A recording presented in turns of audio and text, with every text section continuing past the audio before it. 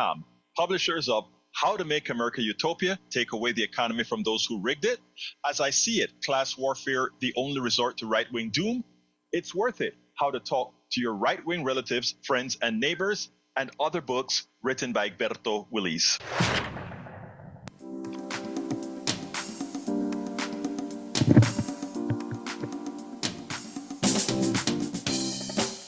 Welcome to Politics Done Right. My name is Egberto Willis, your host. Good morning, Houston. Good morning, Harris County. Good morning to the great state of Texas. Good morning to the United States of America. Good morning to the entire world. Listen to our program via the magic of El Internet, formerly known as ARPANET, created by We the People. Don't forget it. Created by We the People, now controlled by the ever extracting, the ever engorging plutocracy, oligarchy. But you know what? We have to learn what we need to do to take it back. But without further ado, we go back to the studio. El Señor Jack Van Beber and Mayana. Good morning. Good morning. Good morning, my sister. How you doing this morning? I'm good. I was actually had in my mind Jimmy Cliff sitting here in limbo. You know that song? Oh, don't do that to me, Yeah. Jimmy. Why are you going to try to bring out my Caribbean roots, huh? Come on Yeah. now. Because they're cool. They're cool Because they're roots. cool. Yeah. Next thing Cool roots, man. she gonna start singing. Oh, that's a good restaurant, man. You know, Mm. Cool Runnings. I don't know if you've ever heard of it. I thought that's what you Yes, said, but yes. oh man, the patis there and the oxtails and the curry goat, not the goat soup. Oh God, madre mia, Mayana, why did you Goat start head this? soup. Yes, it's great. Look, Mayana is dangerous. Be careful if she ever starts to get you to go to that place, you're in trouble. Just A telling you, culinary delight, no just doubt. just saying. Anyway, how you guys doing this morning? I'm good. I'm good. Good morning, Egberto. I'm just going to do your headlines today. All Yes, right. sir. All right. Christie delivered a scathing critique of Donald Trump's economic record. Christie also lambasted Reitz Priebus for defending RFK Jr.'s incompetent leadership of the Department of Health and Human Services. Across the pond, France's third prime minister in 12 months has fallen as political factions from the far right and the far left reject neoliberal austerity aimed at forcing working people to pay for financial mismanagement. Darn. While, Darn. while here in the U.S., we dismantle the fraudulent narrative that the wealthy don't have enough money to solve America's crisis. The issue isn't scarcity, it's how income is defined, taxed, and hoarded by billionaires. Progressive taxation and redefining income are key to solving inequality and rebuilding democracy. Right on, man. Right on. You remember? Hey, do you remember those days when we said "right on, baby"? You know, Right those. on, dude. Hey, we That's like aging the 80s. ourselves. Hey, It wait, was come on. today. Why did you have to say that, Oh, I'm Mayana? sorry. No, no. Well, I mean, Dang. sorry. You know, sometimes I do that, and my daughter will be like, "Oh yeah, Dad, I see it on those old movies that were made before I was born." I'm like, The you go 70s to. too, because you had the good times, you know? Right Oh on. man, I tell you what, people make fun of good times for the stereotyping stuff, but I'm sorry, I used to love me some JJ. Yeah, some Kid Dynamite. Kid Dynamite. Look, but I tell you, sometimes I sit back and think about those old days and think things seemed so simple then because we were out there making progress. Things weren't great, but you were starting. You could see the light at the end of the tunnel. We were, as Obama would say, or even not Obama, it's actually MLK, the arc of good move to it's always towards progress. I said it wrong, of course, but you guys know what I mean. It's towards progress. And now we have to get rid of the crap that we have now in order to start seeing that light again. But we are going to see that light again, folks. We promise. If we follow, if we educate ourselves, this era of nonsense will just be that, an era of nonsense. All right. So can I get started yet, brothers and sisters? Yes, you can. All right. Look, oh, We're ready. hey, I got to ask the folks in the studio first. You know what I mean, guys? These guys, they have all the buttons to push and all that good stuff. But anyhow, here we go. Here we go. First of all, buenos dias, LBW, Profesora LBW said good morning, KPFT family. It says audio problems. Oh, it's back. It's back. Well, thank you. I'm glad it's back. Judy, welcome aboard. It's never happening. Welcome aboard. Linda Richards, welcome aboard. And remember, I missed a few dozen in the beginning. So if you tell me your city and state in the Substack chat, I'll salute you. I also have Joe in the chat, the other chat from Los Angeles, California. Love you, Joe. How you doing, sis? Great to have you here.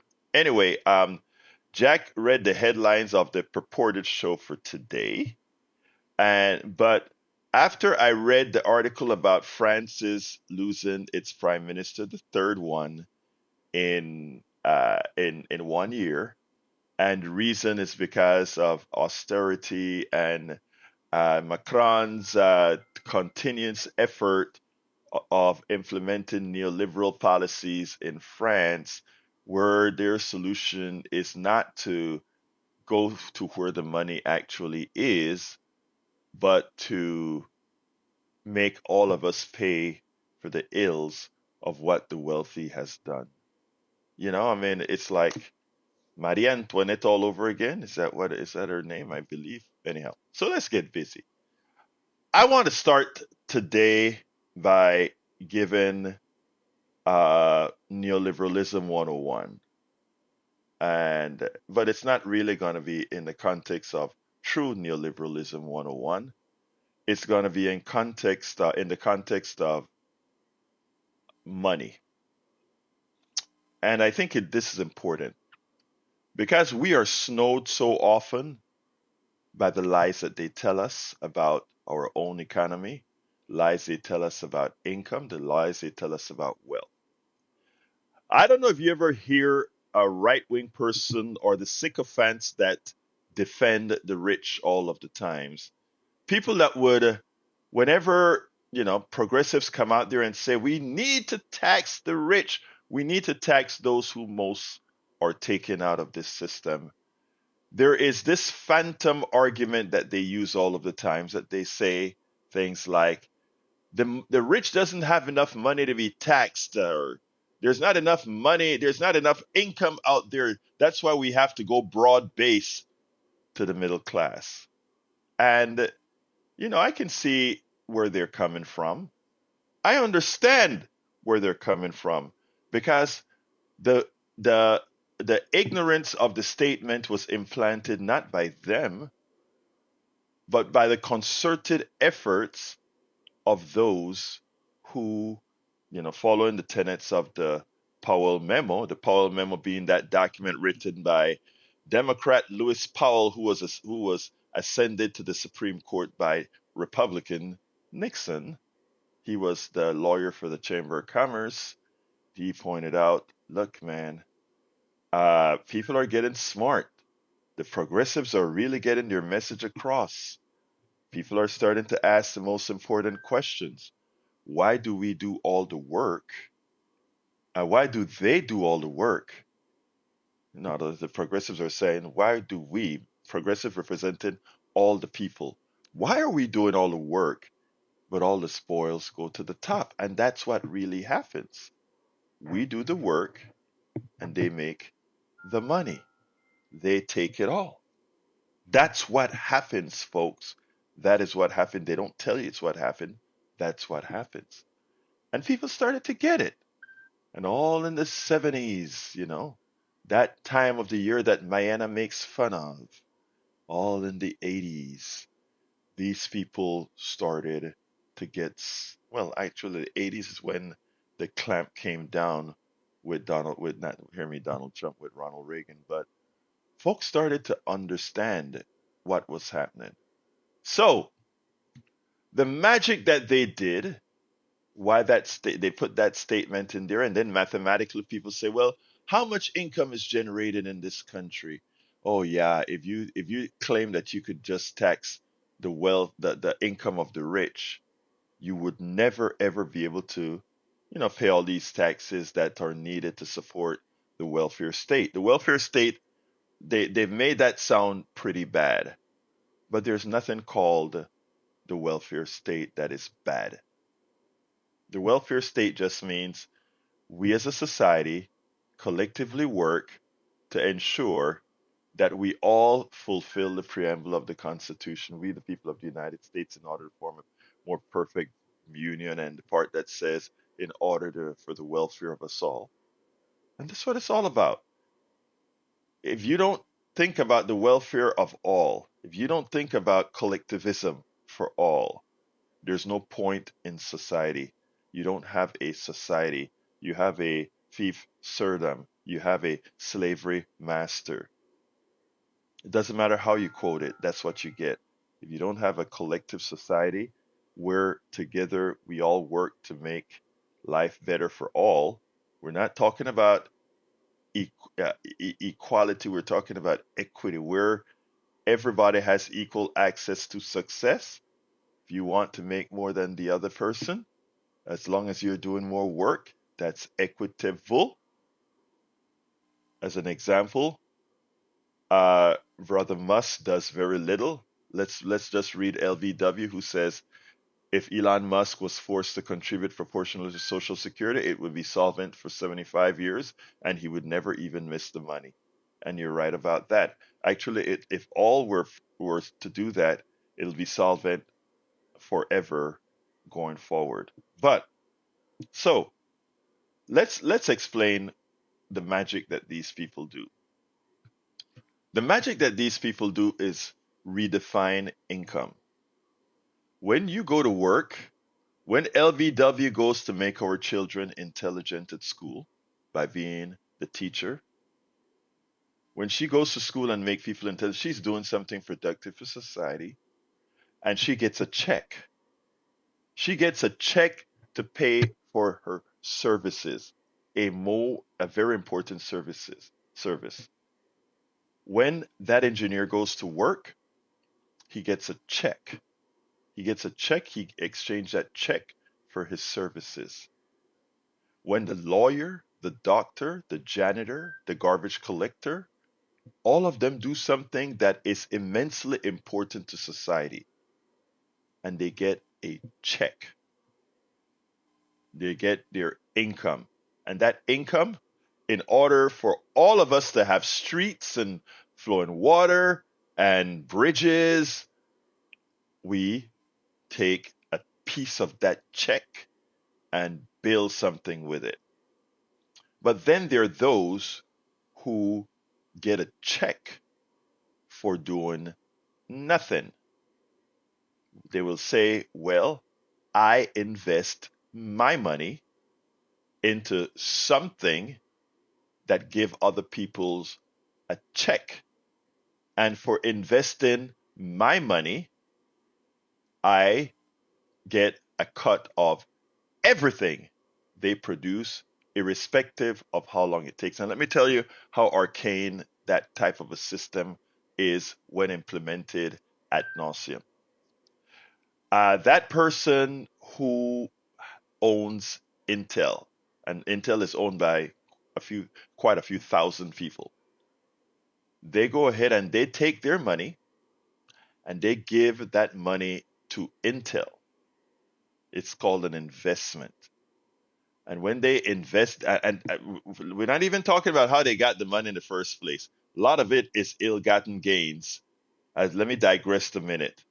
That rancher in West Texas who owns 1 million acres in West Texas, you know, somehow that family got that land. King Ranch, let's just look at the King Ranch.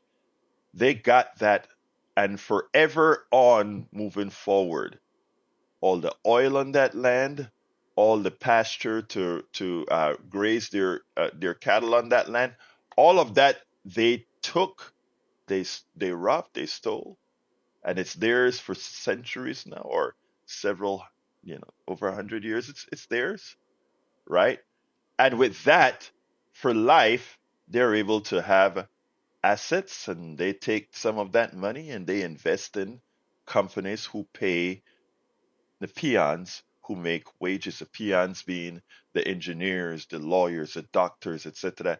They get wages from the capital, those folks who we don't know how they got their money, but they invest.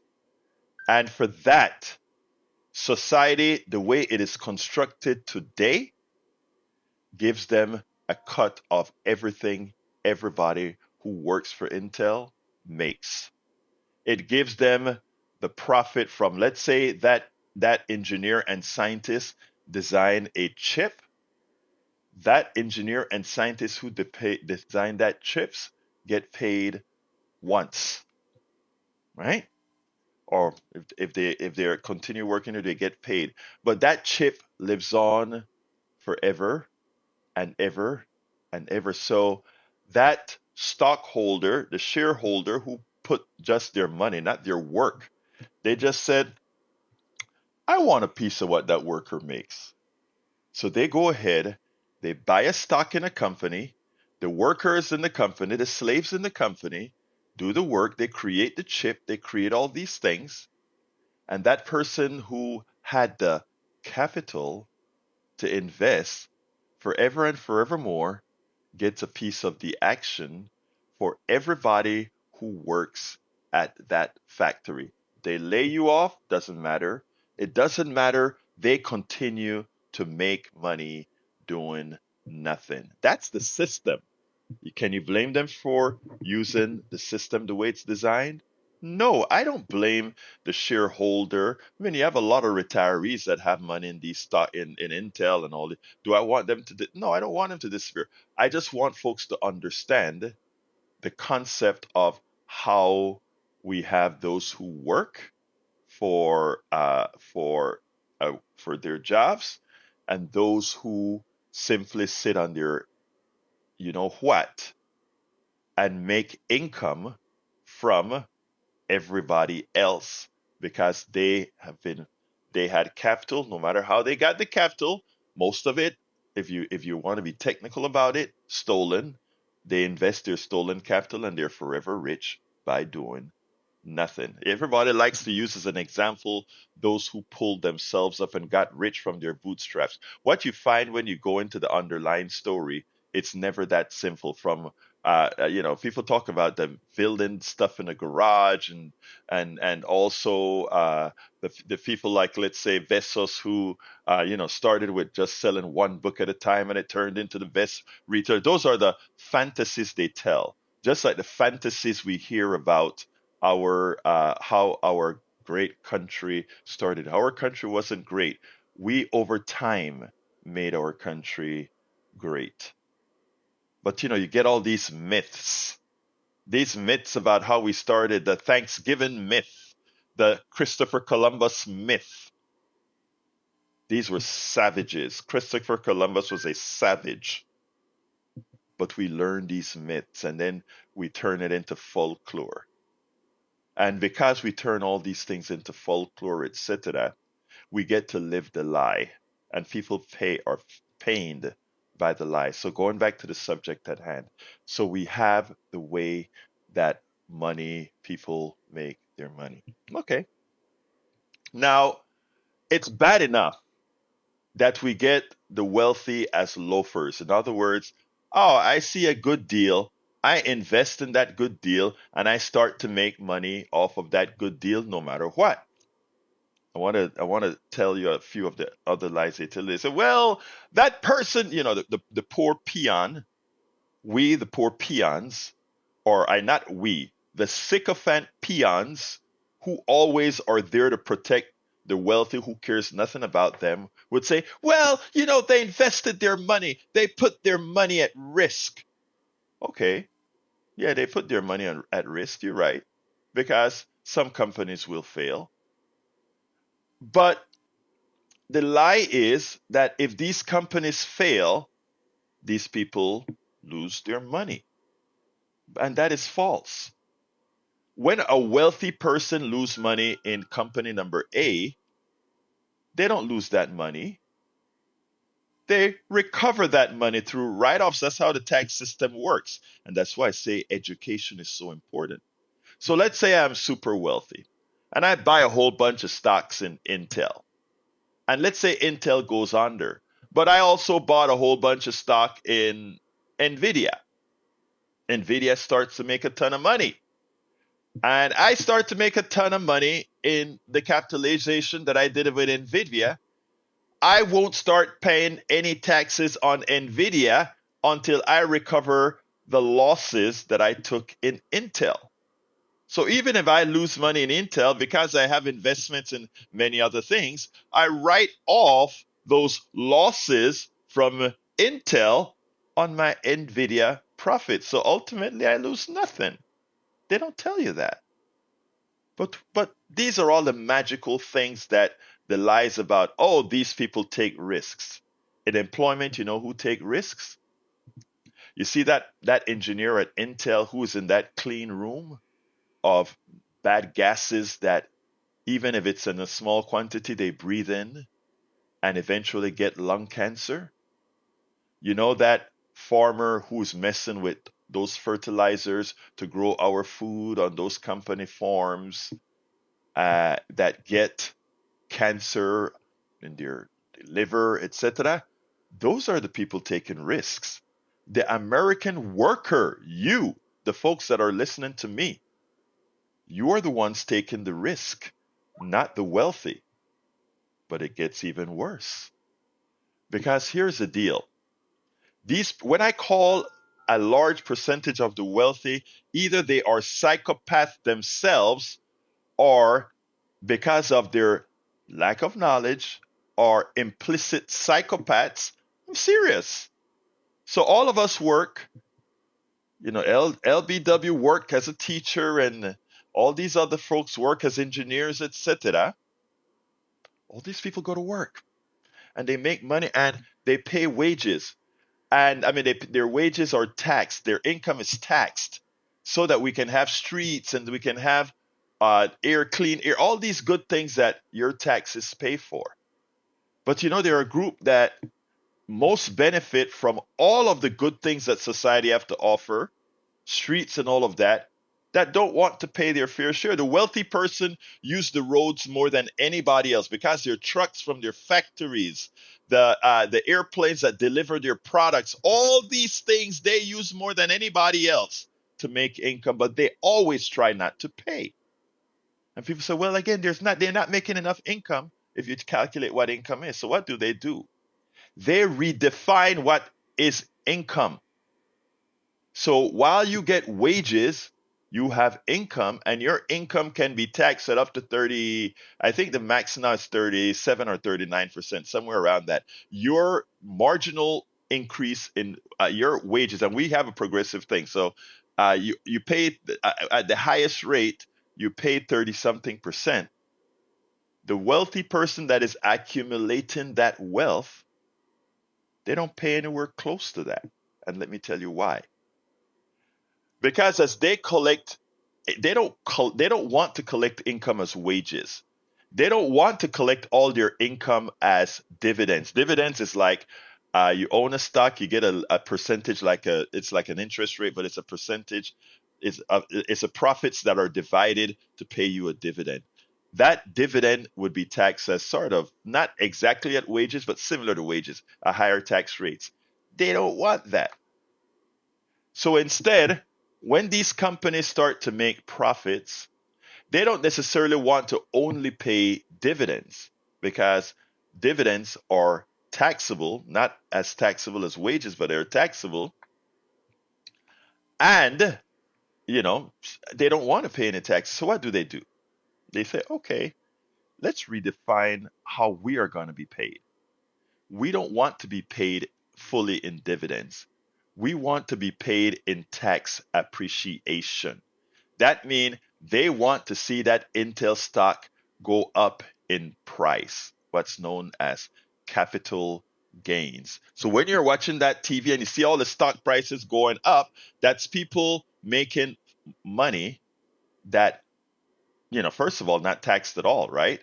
Because you don't pay taxes on capital gains, meaning the increase in the price of the stock, which makes you more money until you sell that stock. And even when you sell that stock, the amount you pay in taxes for capital gains, which is still income, still money, is different than the person who goes to work every day, working with their hands, putting their body at risk, building that dam, building all these things and putting themselves at risk.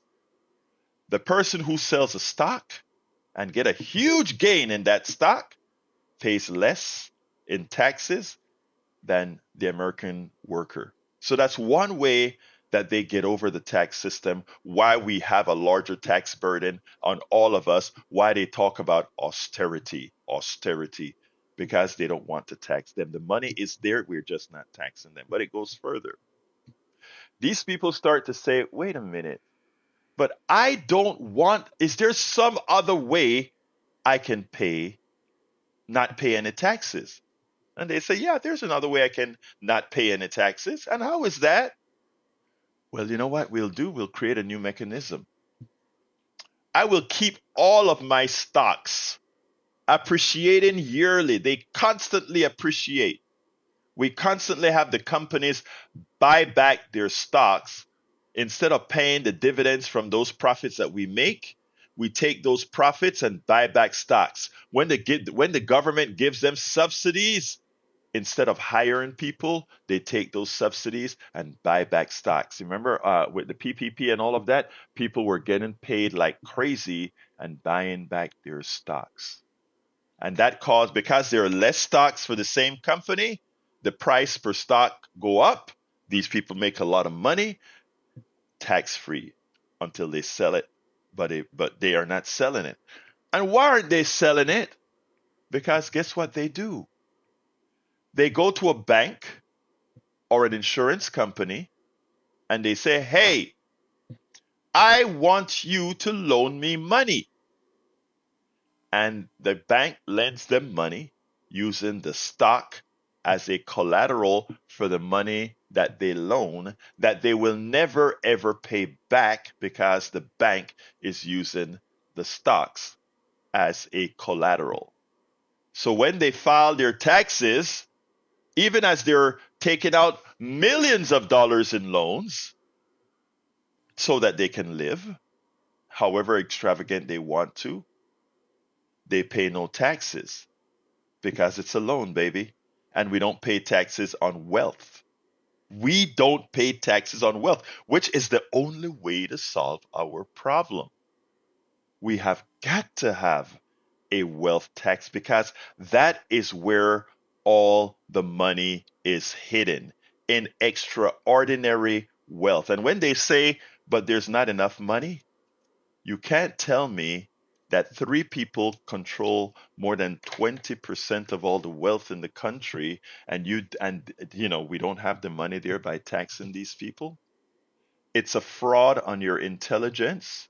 It's a fraud on you. It's a theft of our resources, and that's the economic system we have. I just said it the way it is. You listen to CNBC, they make it sound sexy, like it is something everybody has the opportunity to do and everybody can participate, etc. It's a lie. It is a psychopathic pathway that the wealthy use to constantly extract all the services, all what we produce. We are a rich country. I don't think people understand how rich we are. And the inequities, the inequalities in the way we distribute our money is by design. And that design is called unfettered capitalism. And if anybody who has heard this discourse, and assuming that I was marginally well in saying it, let's say I did a fairly good job in explaining it. If you are still out there trying to say, let's have austerity and not tax the wealthy, then if too many of you believe that, the country is in irreparable trouble. Because the reason we are in the state that we're in today is the pilfer. of that class on the rest of us. It's the pilfer, the pillage. And it's done, I talk about antiseptic slavery. It is done so nicely. It is done so antiseptically that you don't see it. And that's the magic in all of this. As I'm putting the knife in you, I'm smiling and telling you I love you. That's what type of economic system we have. And until we understand it, learn it, and then unabashedly elect people who are going to go to those parasites and tell those parasites the game is over. We're taking back what's ours. Until that day comes, we will continue having starving babies. We'll continue making bombs instead of building canals. Ironically, and this may sound horrendous, but ironically, China. I mean, China is no good person, the government, but they actually see some merit with their belt and roads or whatever they called it around the world that now America fears in understanding some of these concepts. There's a lot more to say, but I see calls are starting to come in. So let's go ahead. Oh, Glenn Ryan is on. Glenn, I'm going to have to write a blog about me and you soon. Glenn says, great. So let's support or form a party that agrees with you, Egberto. Please say it aloud that the Democratic Party is a full participant in the very theft you have been talking about. I agree, Glenn, but you are a participant as well. All of us are participants until we're not. We are all participants because if we think I can just go form a party or we can form it, that's not how it works. We have to be willing. First of all, we have to do. You see what I'm doing right now and telling the full story, Glenn? That is what we have to do, Glenn. We have to do the hard work. It doesn't come with, okay, I know it's a theft and I form a party. That's not how it goes. We have to respect people enough to first do the informing, getting there, earning their respect, talking. That's what progressives need to do first. We can't just say I am right. What I'm saying I'm right. I have to first be humble enough to talk to everybody and get everybody to understand what's going on. And if they say no, we don't deserve that, then everything else would come together, brother Glenn. Okay? There you go. Let's start with Patrick. Come on in, Patrick, line number one. Well, it's not why I called, but I would point out to Glenn that there's a number of progressives that, even though they're privileged with insider information, they do not choose personal stocks, and they do that to separate themselves from the people that are abusing their position. Yeah, you're absolutely right. Absolutely right. But anyway, Patrick, talk to me, my brother. Yeah, I wanted to talk about overtime. That's been a hot topic for a lot of people in the working class, and it was something that Trump promised. And I mistakenly have said that he didn't make good on his promise. I think you have the same impression. It took me about 9 months to think about it, but he did deliver on his promise just to half the people involved. I believe that there's two parties that pay into the overtime tax, and one of them is your employer. Your employer is going to have no problem meeting the deductions that it takes to not pay tax on your overtime. And then since they're not paying tax on your overtime, that leaves a void of income. So we have to pay more in tariffs to make up for that. And tariffs are paid by everybody. It's not a progressive; it's a regressive tax. Go ahead, sir. Yeah. So yeah, he made good on his promise. He didn't intend to help out the working class with it. He was intending to help out corporations. So corporations are not going to be paying tax Social on your Security. overtime. Yeah, it's amazing, right? You're Yeah. you're absolutely correct that a lot of taxes will be missed by not doing that. But here's the other thing as well, right? There's this stuff called whenever you fill out your paperwork, and you probably make too much money to see that, but there's this stuff called the standard deduction.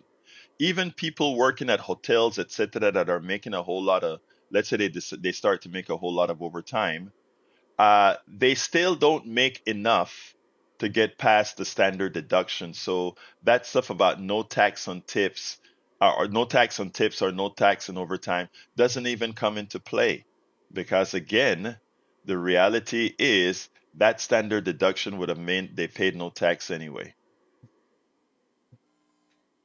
I I So agree 100%. So, I mean, we have to be careful with again, and the other thing, no tax on tips was really not for the tip worker, again, because the standard deduction mean they weren't going to pay taxes anyway. But you know what? Who can charge a tip now? Let's say you go see your rich stockbroker, and your stockbroker gives you a bill.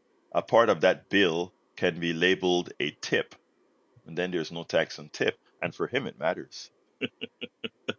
We got it. So I mean, you have to realize anytime Trump or their sycophants do anything, it's never for the working class. And if you see what's happening to the farmers, it's just the farmers are getting more traction on TikTok and other places now than they're getting on mainstream media. And the thing about it is, the farming community, it's a big FAFO right now, because now they are bleeding the farming community, and I want to be there for them. A lot of people are on these other social medias really demeaning them.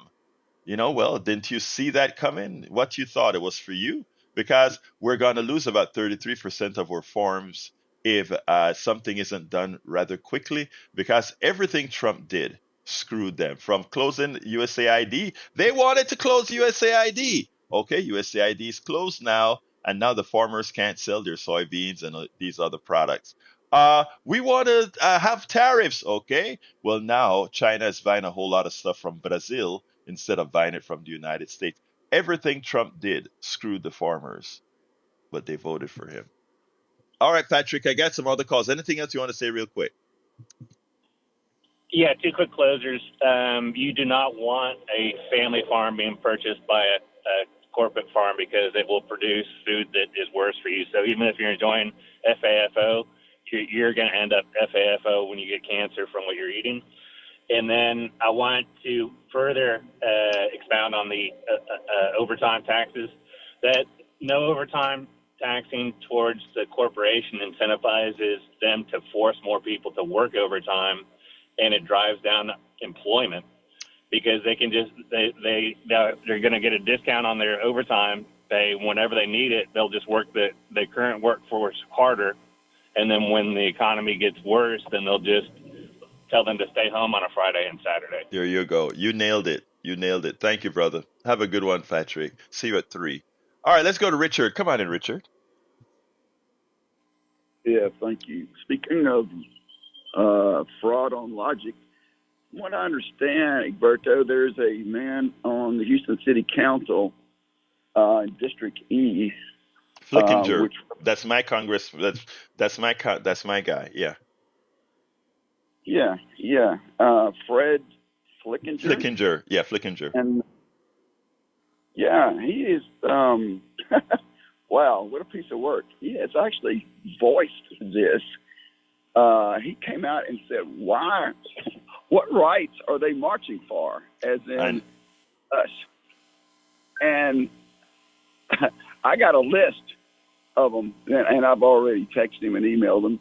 But I wish that some more logical-minded people would do the same thing that a lot of us are doing. Get a hold of Mr. Flickinger and tell him what rights, like the rights cops not to be killed at the United States Capitol by an insurrectionist, the rights to, the rights to march, the rights to marry who you want to marry, the rights for overtime, the rights for, I can go on and on and on. You and can go on. Well, I appreciate that, Richard. Let me just say that Neil Aquino also wrote a blog about that, because apparently I think that message actually went on one of Neil Aquino's posts, if I remember correctly. But you're absolutely right about that.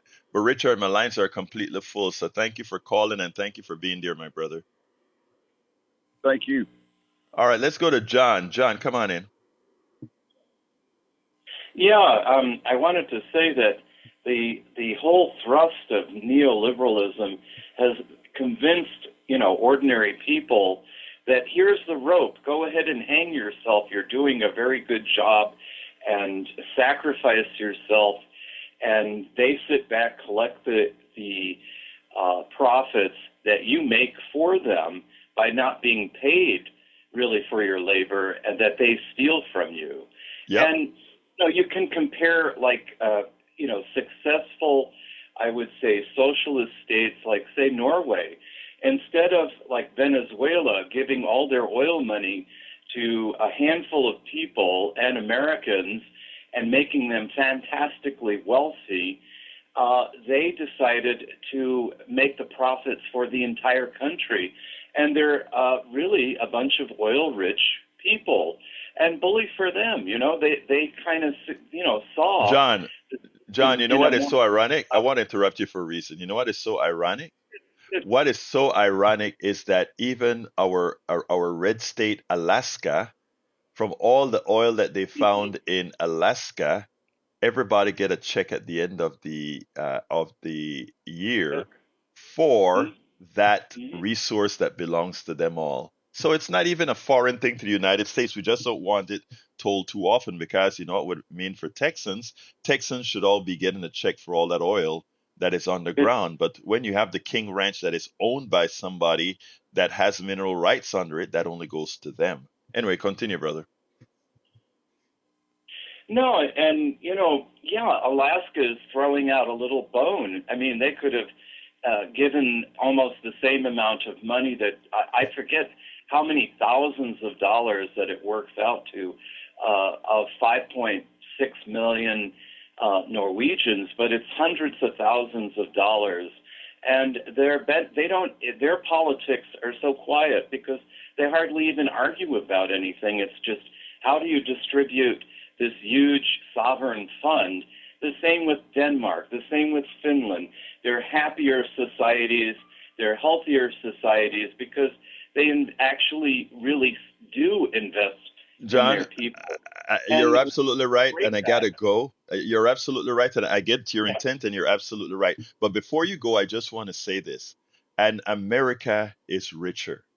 The natural I mean, yes, Africa has the most natural resources than any other place, but America also has a lot. And given America's population, if we were to equitable distribute the natural resources and not have it hounded by the wealthy, my God, you would not imagine the society we would have. And moreover, because the monies would be going into people who are spending it, the vibrant economy would be there. But we have to understand, for parasites, that's a danger. Thank you, John. I gotta go. Let's go to Gil, line number one. Oh, hi, sir. How are you? Talk to me, My Gil. question is, yes, sir. Going back to the tax-free policy for people in the hospitality industry, hmm when is that supposed to be into effect? Is it already supposed to be into effect now, I or when? I think it goes into effect right actually for this tax year, because it actually, let me give you the dirty little secret, okay? Yes, I think it goes into effect for this tax year already, but guess when it expires? It expires at the end of Donald Trump's term, okay? And it would have to be reinstituted again, that's the only way the numbers worked, and they always screw the working class. So the real taxes that go for the working class, they expire after Donald Trump leaves office. Okay. So there you go. I mean, Well, I work as a waiter, and I've yet to see. Okay, sir, am I not supposed to see on the FICA on my check? Is it supposed to be zero? no, let me tell you what's going to happen, okay? Here's the thing. Because of that thing called, there are three taxes that you pay. All of us are going to pay. You're going to pay income taxes, you're going to pay FICA taxes, which is Social Security, and you're going to pay Medicare taxes. You can't run away from the Medicare tax, okay? So when he talk about tax free, he's talking about income tax, okay? And here's the thing about income tax. Income tax, you have something called the standard deduction. unless you make over, and I don't Right. remember for a single person how much that standard deduction is, but rarely are you going to find yourself paying, rarely are you going to find the no tax on tips or the no tax on overtime supersede that standard deduction, which means the standard deduction would have given you sufficient coverage anyway not to pay taxes. But it sounds good when it's on TV, but the people it help are the higher wage persons. If you work at a high-end hotel where you make these huge tips and these huge overtime, hey, it makes sense for a few people. But for most waiters, most waitresses, you won't see a difference. I'm sorry to tell you. I'm sorry to tell you, but we try to tell you Oh, that for a long time. You won't see a difference. But guess what? You're going to see a difference, son, brother. If you work for an employer, most of these people in the hospitality industry, they don't give you health insurance. So your health insurance really comes from the exchange, the Obamacare exchange. In other states, they call it something else, Connect Care, or in Kentucky, or the Affordable Care Act in Texas. They don't use the Obamacare thing. Well, guess what else this bill did? It removed the subsidies to the Affordable Care Act. A lot of people are getting insurance not understanding they were getting it from the Affordable Care Act, which uh, means your your I'm still on the air. The your audio if went out on my radio. oh really, I'm sorry to hear that, but let me just say that you're Oh, going if to you can hear pay. me, thanks for the info. Yeah, I can hear you. I hope other people can hear me as well. But let's go ahead and move on then to Gil. To let's see. Let's go to Mike. Yeah, good Mike, morning. good. I want to talk. Yes, can you hear me? Yes, I can. Okay, so the forever wars that we're stuck in, some background on that. A little while ago, the Jerusalem Post, Israeli newspaper, wrote an editorial reflective of the forever war mentality.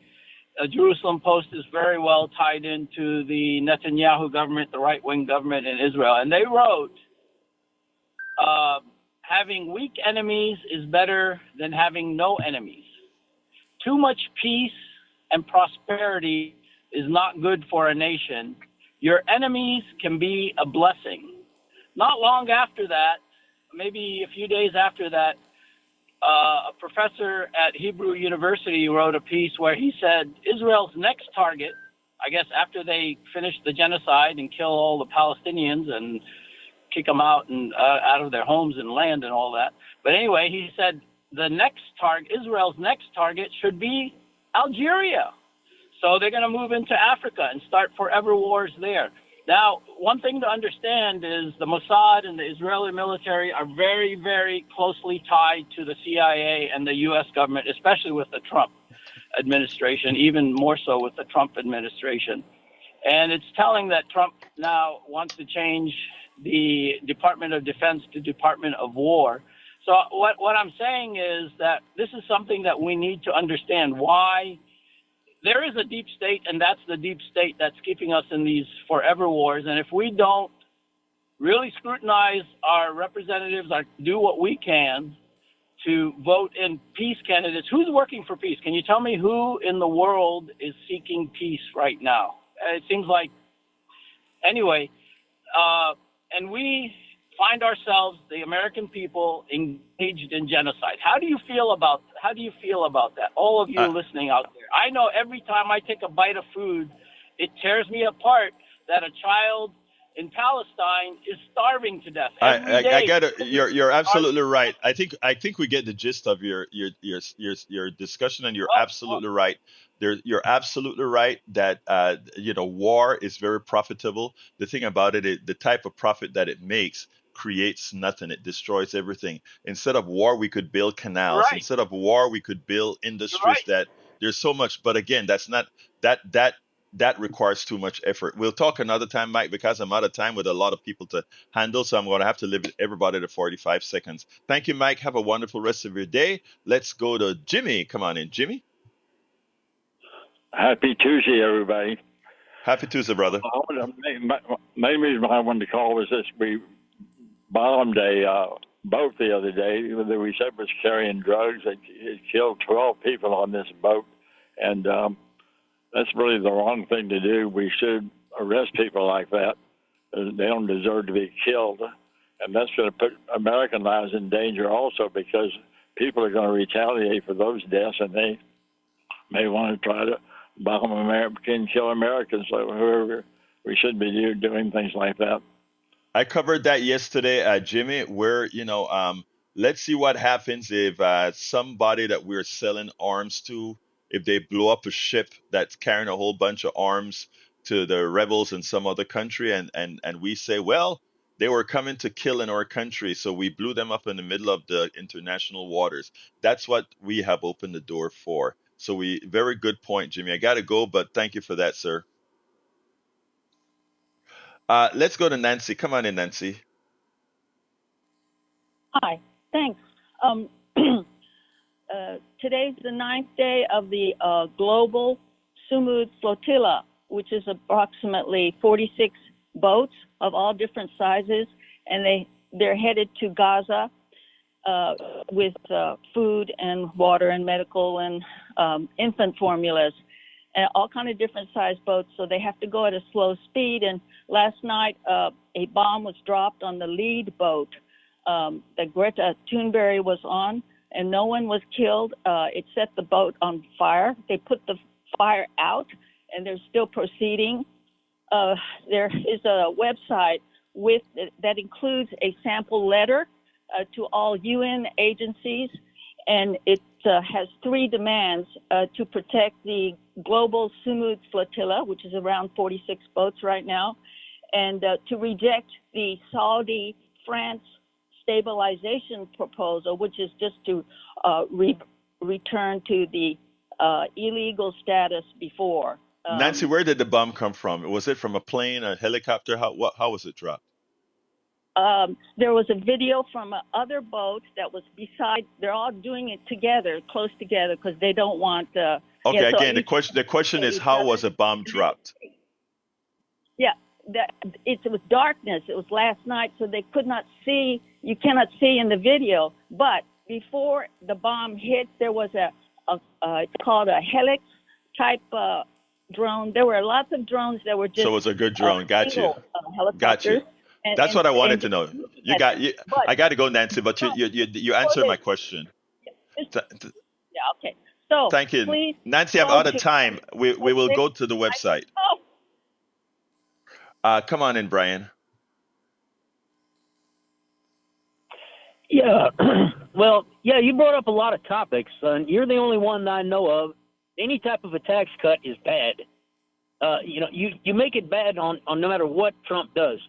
Now, Alaska is 3 times the size of Texas, has 1/3 of the population, and Texas does not pay state tax due to the oil companies paying this state tax. There were 13 tons of fentanyl-making products confiscated in international waters last week. There was a press conference held right here in Houston. No one said anything about that, but they are saying everything about these 7 people that were killed on that boat. Okay, you said 2 topics. Let me just first say, the drug problem is an American problem. That's it. If you want to solve the drug problem, stop being dope heads in America. All right, that'll solve the drug problems immediately. Number 2, when it comes to taxes, Texas doesn't have income tax, but our property tax are ridiculously state tax, state income tax. It is ridiculously high, and our sales taxes are ridiculously high. So they get you somehow, and the people who get off, in fact, are in fact the oil companies. Anyway, I got to get out of here, Brian. So we don't have any more time. Yeah. Let's go. Bye. Let me see. There's one more call. Just pass them through, and we'll see if I can take it. Okay, caller, whoever that is, talk. Last call. Turn the radio down and talk, please. Get out of here, Brian. So we don't have any more time. Let's go. All right. The person wasn't talking. All right, let's throw it to the studio. Yeah, that was a lot. I feel like I learned, but like still a little bit confused on some things, but that's Give me. I that's need I'm gonna that. have to work I through. need that feedback. Give me the major concern because the next time I'll try to fix that. No, it's just when you were going into some of the things with the stocks, and you were Uh huh. talking about um, the dividends, and then not being taxed on that and putting it back. And I was just trying to figure out how that's all working. And I was just telling, Jack, that I need a course on this, like, so Well, that I can understand it, you that's know. you see, and that's a thing, man. Most people don't have the time, or will they get a course? And that's what I feel our job is, right? And that's why I need the feedback so that I can better explain it. And I mean that. I want people to come on this show and hear this stuff and leave understanding it. So where I need to correct something, or I'd like people to ask questions in real time so that we can clear it up, because this is some important what, because I don't this know, is just why. maybe if you go through like step by step a little bit with the capital gains and the subsidies, because Hmm. like I just want to understand what they actually mean, especially the subsidies. Okay, excellent. Next time I'll clear it up. And let me tell you, the next time we do it, for those kinds, because you represent a whole lot of people that are listening as well. So interrupt me sometimes and say, explain this or say this or whatever, because then the rest of the people would get it as well. So please do that. Thank you. Anything else? Yeah, Jack. No, I'm good. Good show with Egberto. Thank you, brother. And that goes for the audience as well. If I can only know how good I'm at explaining something. If you say, hey, what you just said didn't make good sense at all. Explain it better. I'll do that. Anyhow, folks, the rest of the program, which we didn't get to a lot of it, is at politicsdoneright.com/newsletter. Politicsdoneright.com/newsletter. You can write me directly at kpft@politicsdoneright.com. kpft@politicsdoneright.com. You know, I love you all. Absolutely every one of you. My name is Egberto Willis. This is Politics Done Right. And you guys know how I end this, baby. I am what? Out.